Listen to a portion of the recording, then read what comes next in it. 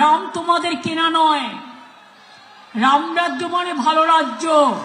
তোমরা মানুষকে মেরে ফেলো। রামনবমীর মিছিল হচ্ছে, ধ্বজ লাগানো হচ্ছে, জয় শ্রীরাম হবে তো? বৃহস্পতিবার অন্নপূর্ণা পুজো, বিশুদ্ধ সিদ্ধান্ত এবং গুপ্ত প্রেস পঞ্জিকা মতে ওই দিনই রামনবমী। তিথি শুরু বৃহস্পতিবার, শেষ হবে শুক্রবারে। রামনবমীর প্রস্তুতি ও নিরাপত্তা নিয়ে বুধবার বিশেষ বৈঠক হয় নবান্নে। খোলা হয়েছে কন্ট্রোল রুম। বৈঠকে উপস্থিত ছিলেন পুলিশ প্রশাসনের পদস্থ কর্তারা।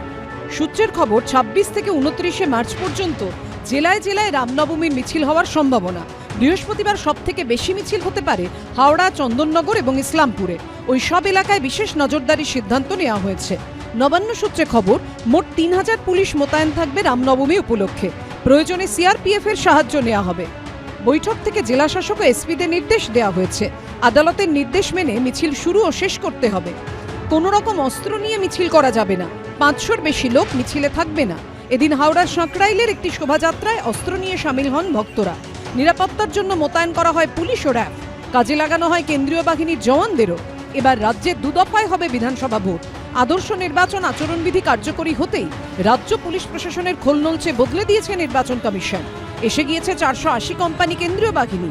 এই আবহেই বৃহস্পতিবার রাজ্য জুড়ে পালিত হবে রামনবমী। কালকে অন্নপূর্ণা পুজো হবে, পরশুদিন রামনবমী হবে, সব বেরিয়ে পড়বে। আমরাও করি রামনবমীর মিছিল।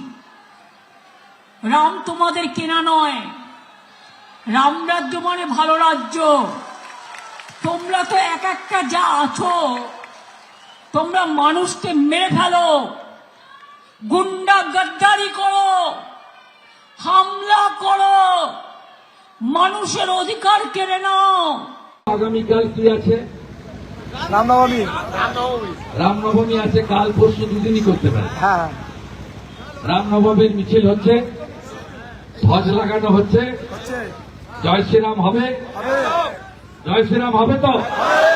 হবে তো? জয় শ্রীরাম হবে। এদিন হেস্টিংস এলাকায় গিয়ে রামনবমীর মিছিলের প্রস্তুতি ও নিরাপত্তা খতিয়ে দেখেন পুলিশ কমিশনার।